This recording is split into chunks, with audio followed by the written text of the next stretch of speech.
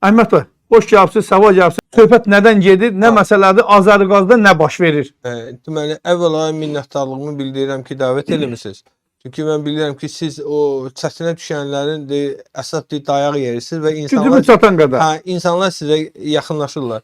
Məsələ ondadır ki, hal-hazırda son 3 ayda Azərqazda deməli, struktur dəyişikliyi adı altında attestasiyalar gedir və bu attestasiyalarda insanları deməli köhnə işçiləri, köhnə deyəndə yəni uzun müddətli işləyən işçilərin əmək hüquqları tapdanılır və insanların əmək şəraiti dəyişdirilir. Burada məsələ nədir? Deməli Azərqaz özündən bir komediya, yəni təşkil edib, bir tamaşa fason bir şey təşkil edib. Bu nədən yarandı birdən-birə belə bir attestasiya eləmək? Hardan ağıllarına gəldi? Deməli, elə bil ki, fevral ayında artıq Azərqazda bir dəfə attestasiya olub və işçilər hamısı həmin bu imtahanlardan keçiblər. Yəni ildə bir dəfə olur o attestasiya, yoxsa həmişə ildə 2 dəfə olur? Bəli, ildə bir dəfə olur. İldə bir dəfə olur. Bəli, olur. Azərqaz buna deməli Əmək Məcəlləsinin 215-ci maddəsi ilə belə bir don qeydirir ki, güya bu bizim belə deyir, bizə lazımdır. Yəni bu təhlükəsizlik qaydalarına riayət olunur deyə biz bunu eləyirik. Amma məsələ ondadır ki, həmin bu attestasiya vaxtında insanları təkid olunur ki, sən get ərizə yaz, səni bu işdən çıxardırıq. Təklif belə təklif olunur. Bəli. Əvvəl attestasiyadan qabaq yoxsa sonra? Yox, əvvəl deməli aprel ayının əvvəli insanlara işçilərin çoxunu çağırdılar rəhbərlik. Dedilər ki, özün öz xoşunla ərizə yaz ki, tutaq ki, mənim dərəcəm aşağı düşmək şərti ilə, yenə deyirəm. Dərəcə həm də puldur da, o maaşın üstünə əlavə. Əlbəttə ki, puldur. Mənim dərəcəm aşağı düşmək şərti ilə xahiş edirəm məni başqa bir şöbəyə keçirdin. İşçilər buna razı olmadığı. İşçilər deyəndə nə qədər adamdan söhbət gedə bilər burada? Təxminən məsələn bizə yəni bizim ictimai təşkilatı müraciət edəndə 6 nəfərdir. Amma yəni mən özüm həmin o kollektivin içindəyəm deyə mən gözəl bilirəm ki, ən aşağısı burada bir 1000 nəfərə yaxın insan. 1000 nəfərə yaxın insan var. Vay. 1000 nəfəri işdən çıxardırlar. Başqa şöbə hardan tapırlar? Yoxsa bunlar yerinə dəyişdirirlər? Sadəcə onlara yerin dəyişirlər. Amma yer dəyişmə necə aparır? Əsas o ərizə lazımdır ki, ya mən öz ərizəmlə işdən çıxıram. Bəli. Məsələ ondadır ki, insanların, yəni işçilərin çoxu müddətsiz əmək müqaviləsi ilə işləyirlər və bunları da təkid edirlər ki, sən ərizəni yaz, biz səni çıxardırıq buradan, başqa bir şöbəyə keçiririk. Orada səni bir illik müqavilə ilə götürürük. İşçilər buna razı olmur. İndikində nə qədərdir bəs müqavilələr? Müddətsizdir. Müddətsizdir, bəli. Orada keçirdilər artıq müddətliyə. Bəli. Vay dədə, bu hamının başına boyun açırlar. Deməli məsələ nədir? Yox, əmək müfəttişliyi yoxdur ki. Əmək müfəttişi üzr istəyirəm, ölüb. Ölüb yox deyə belə bir qurum yoxdur da. Deməli mən burada bir sənəd oxumaq istəyirəm. Deməli bu ilin aprel ayında Azərqazın işçilərinə əmək müfəttişliyinə müraciət olunub ki, yersiz bu attestasiyanın qarşısı alınsın, yer dəyişmənin qarşısı alınsın. Mən cavabı oxumaq istəyirəm bir kəlmə. Rüfət Əliyevin imzası ilə. Deməli cavabı oxuyuram. Tələb olunan sənədlərin təqdim olunması Azərbaycan Respublikası Dövlət Neft Şirkəti və Azərqaz İstehsalat Birliyi tərəfindən təmin edilmədiyindən müraciətiniz araşdırılmamış başa çatmışdır. Təsəvvür eləyin ki, dövlətin adını daşıyan və Azərbaycanda əmək bazarına nəzarətdə götürməli olan yeganə bir qurum bu günləri Dövlət Əmək Müfəttişliyidir və Dövlət Əmək Müfəttişliyi öz acizliyini vətəndaş qarşısında boynuna alır, vətəndaşa sənəd verir ki, mən Azərqaza məktub göndərmişəm, sizin də yəni şikayətlə bağlı, imtahanla bağlı. Azərqaz məni üzr istəyirəm, adam yerinə qoymuyor. Əslində yoxlamaya getməlidir. O şikayəti aldısa, dərhal yoxlamaya getməlidir. Yerində yoxlamalıdır ki, həqiqətən də bu işçilərin hüquqları pozulmur. Siz niyə bu müddətsizdən müddətliyə keçirsiniz? Bu çox ciddi məsələdir. Bunu da dedim ki, iş yerlərinin payının çox olmasını göstərmək üçün əslində bu məqsəd bu. Bəli, bu ondan əlavə, bundan əlavə. Yəni bu insanları aldadırlar ki, yəni təkid edirlər ki, güya sən imtahanını keçmədin. Yəni gedənlər var da, sən imtahanını keçmədiyinə görə biz səni belə deyirik, başqa yerə keçiririk. Yəni bu bizim hüququmuzdur. Amma məsələ də ondadır ki, şəxsən mənim əlimdə siyahı var ki, imtahanda iştirak eləməyən şəxslər var. Yəni ümumən iştirak eləməyib də bu şəxs. bu adamın adına Azərqazda imtahan vərəqi yazılıb ki, güya bu adam imtahanda iştirak eləyib və pis qiymət alıb. Təsəvvür edin ki, 37 ilin işçisidir. 2 ay pensiyasına cəmi 2 ay vaxt qalıb. Bu adamı yalanda sənəd hazırlayıblar ki, güya bu adam imtahanda iştirak eləyib və imtahandan keçmədiyinə görə bu adam növbəli iş rejimindən bu adamı göndərirlər 8 saatlıq iş rejiminə başqa bir rayona. Yəni bu insan pensiyaya çıxan ayıb deyə, vicdan haqqı ayıb deyə. Ay, hökm dələduzluq, bu dələduz açıq-açıq dələduzluqdur da. Bilirsiniz, yəni bu bir yana, yenidən bilirsiniz, yəni qanun pozuntusu hər bir dövlətdə olur da. Sadəcə olaraq bizim bu pozuntunun qarşısını alan bir strukturlar var da. Bu hər bir yerdə var. Yəni ki, üzr istəyirəm, caninin qarşısını polis alır, nə bilim, qatilin qarşısını prokurorluq alır, belə də. Amma Azərbaycanda əmək qanunvericiliyində olan problemin qarşısını heç kim almır. Heç almaq da istəmirlər. İstəmirlər. Nə lazım? Mən burada xahiş edirəm. Gedib hesablarını Allah cəhəllə otula yeyirəm. Mən burada yəni həmin o qanunları səsləndirəcəm ki, qoy bütün izləyicilər bilsinlər. Mən Əhməd bəy çox xahiş edirəm, bir haşiyə çıxacağam buradan. Bizim bir yaxın adamın işçisi həqiqətən də işə gəlmirdi, getmirdi, biraz da problemi var idi, uzaqlaşdırıldı işdən. Gedir əmək müfəttişliyinə müraciət edir. Ta əmək müfəttişliyi onların başına bir oyun açdı ki, inan ta peşman olmuşlar. Əllərində bütün sənədlər verir, qanunu hər şey. Amma belə məsələlərdə əmək müfəttişliyi param lalam. Elədir də. Mən yoxam. Birisi burada belə bir şey var. Deməli, qanunda göstərilir ki, attestasiyanın keçirilmə qaydaları var. Bu Nazirlər Kabinetinin 2001-ci ildə 97 saylı qərarında attestasiya keçirilmə qaydaları var və bu qaydalar yerinə yetirilməyən İnzibati Xətalar Məcəlləsinin 192-ci maddəsi ilə bunlar yəni cərimə olunmalıdırlar. Yəni bu günləri yəni İnzibati Xətalar Məcəlləsi ilə adi bir sürücü yolu düz keçməyəndə və yaxud yolu düz saxlamayanda o dəqiqə o cərimə olunur. Amma niyə görəsə küllü belə deyil, kütləvi şəkildə insanların əmək hüququ pozulanda heç kimin də yadına düşmür. Başa düşmürlər ki bunlar.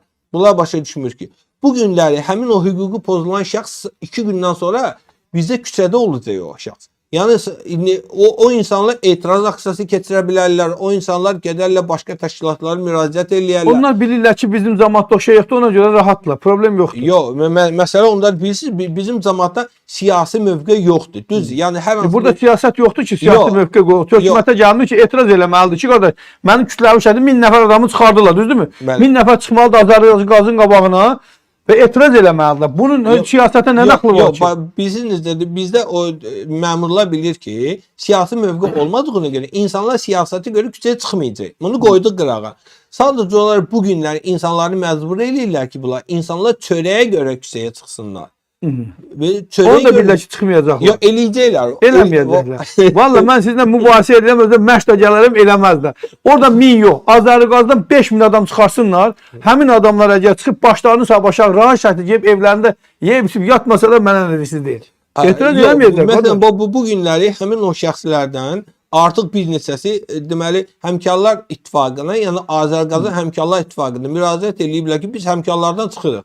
Və onların müraciətinə görə bu günləri tez tələsik Azərqazın Həmkarlar İttifaqı tez tələsik bir iclas keçirib və bu günləri həmin o şikayətçilər iclasda olublar. Orada mənə zəng vurdular ki, iclas keçiriblər ki, nə edirsiniz eləyin, niyə görə siz bizdən Həmkarlar İttifaqından çıxmaq istəyirsiniz? Məsələ ondadır ki, əmək bazarına 2 qurum, yenə deyirəm, dövlət tərəfindən əmək müfəttişi və qeyri-dövlət təşkilatı kimi Həmkarlar İttifaqı nəzarət etməlidir. Və bu günləri hər iki tərəf, yəni Həmkarlar İttifaqı, konfederasiya başı qarşı Putyovka-Alverinə, yəni bir dənə müəssisədə gedib monitorinq aparmır.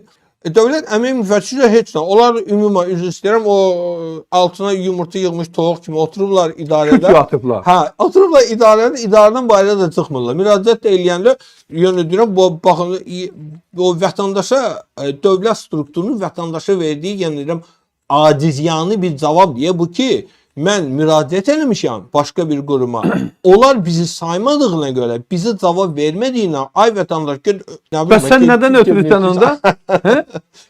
Özəl şirkətləri çöktürməkdən eləmi?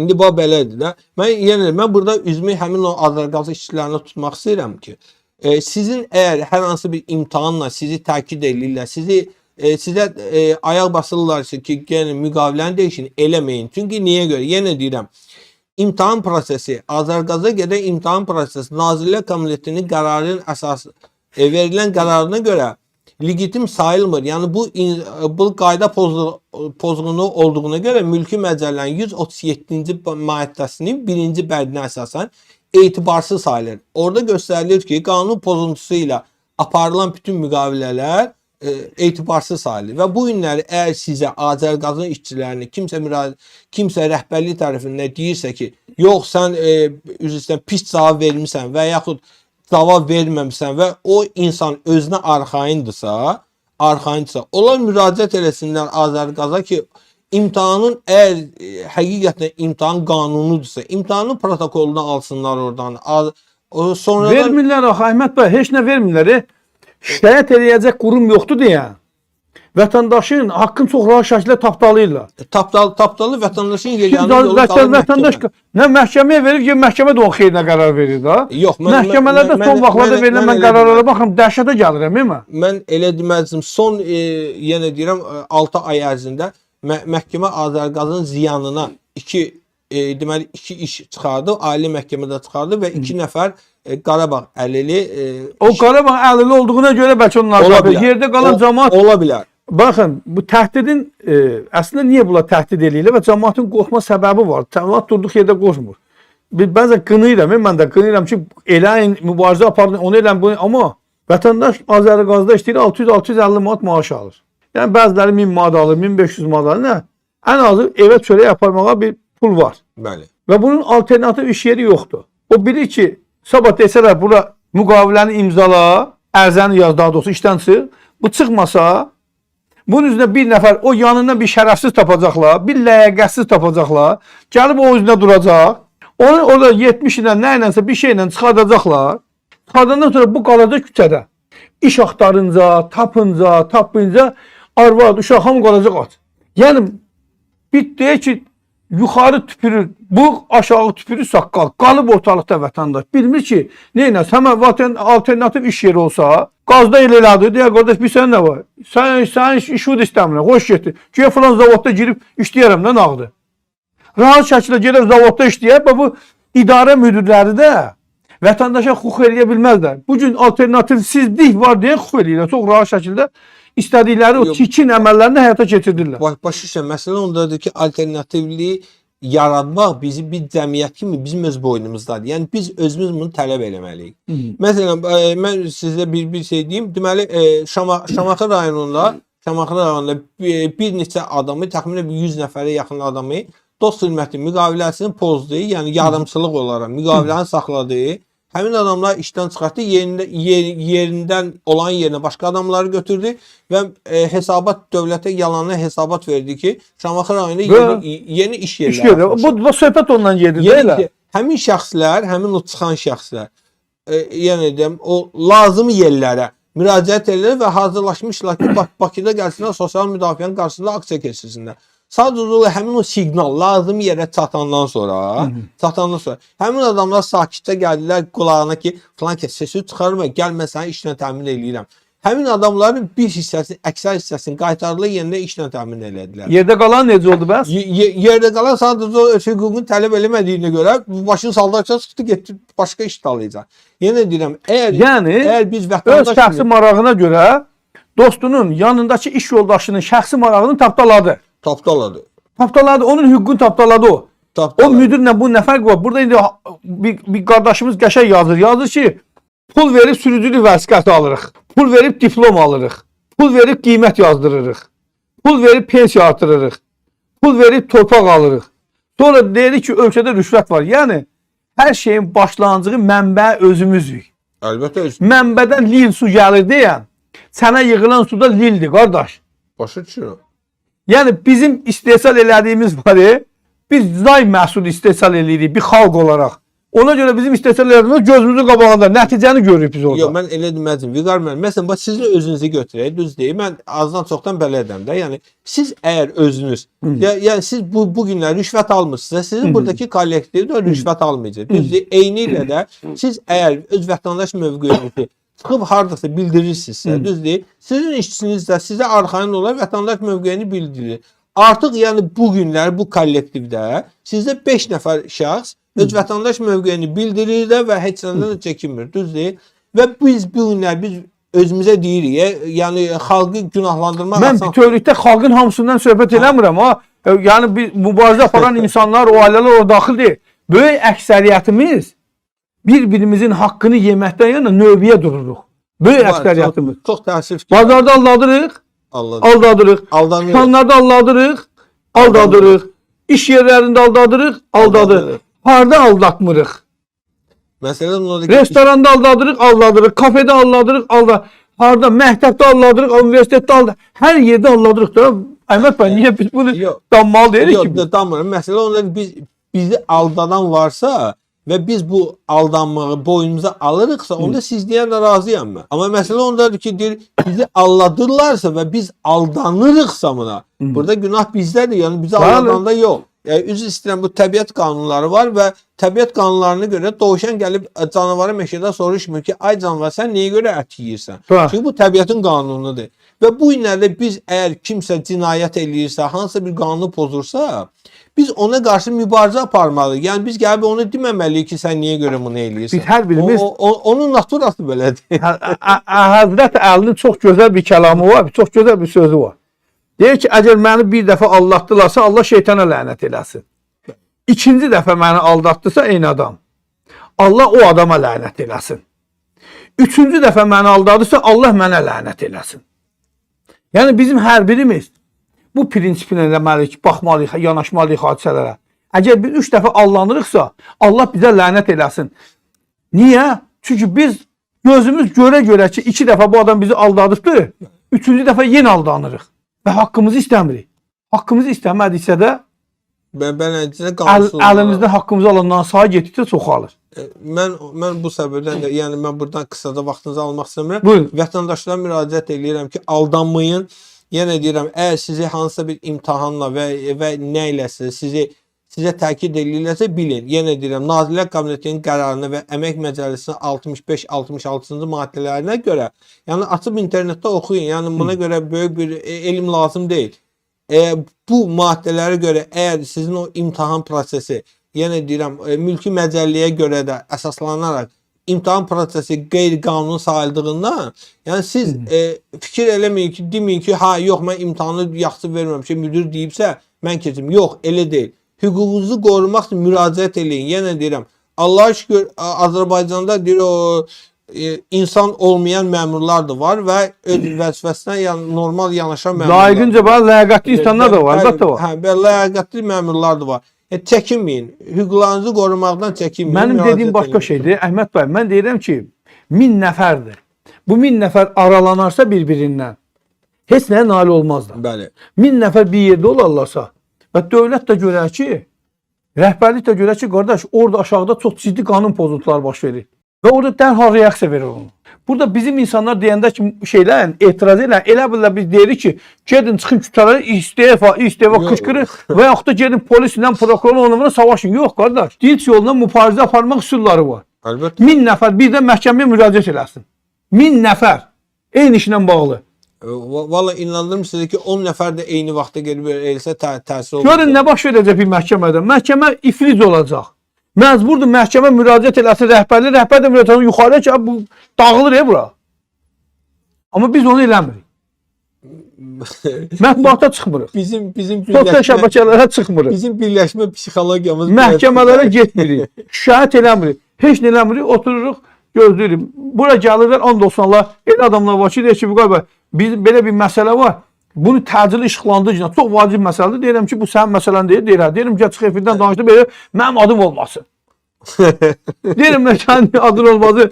Niyə? Deyirəm, mən qorxuram. Deyirəm, sən qorxsan, mən qorxmuram. Sən insansan, mən insan deyiləm. Yox, ondan başqa məndən soruşmazlar ki, sənə xeyr Sən xeyir ola. Xeyir ola. Fırlançatın haqqı müdafiə edirsən. Yəni belə dəhşətli bir vəziyyətdəyik. Amma neynəm olan hər bir halda yəni biz mübarizəmizi aparmalıyıq və bir insan kimi öz vəzifə borcumuzu, öz vətəndaş kimi öz vəzifə borcumuzu yerinə yetirməliyik. Əhməd bəylə tam şəriyəm və hər kəsə çağırış edirəm. Qardaşlar, 2 qurbağanı salarlar bir süd bankasının içərisinə. Salarlar qurbağaların ikisini süd bankasının içərisinə. Qurbağalardan nə qədər biri istəyər, ikisi də hoppanırlar, çıxa bilmirlər. Qurbağalardan biri deyir ki, qardaş, mən yoruldum, mən getdim. Batır boğulur. O birisi deyir, yox, mən mübarizə aparacağım, mən çıxacağam. O qədər çalxalayır ki, orada yağ əmələ gəlir. Və ayağını qoyub yağın üstünə, bilirsiniz, qurbağanın ayağına bir balaca təkan lazım. Qoyub oradan sırıb bankadan çıxır. Bu məsələ elə belə məsələ deyil. Mübarizə o demək deyil ki, kiminəsə toqquşasan. Bəzi adamlar var ki, çoxlu şikayət edir, onun deməli, pozulan hüquqlarını müdafiə edirlər, bərpa edirlər. Niyə? Kar gelsin deyirlər, bu filankəs adamı bezdirdi, filankəs adamı bezdirdi. Təsəvvür edin ki, bir adamın dayanmadan telegrama vurması, ərizə yazması qurumun rəhbərini pis günə qoyur, əsəbini körlüyür. İndi siz təsəvvür edin ki, 1000 nəfər birdən eyni telegramları vurur, eyni ərzəni yazır, eyni şikayət edir, aranı qatıb dəftəri itirib. Görün nə baş verər. Bax, söhbət bundan gedir ki, biz mübarizə aparmağı öyrənməliyik. Öyrənməliyik, qardaş. Öyrənməsək nəticə olmayacaq.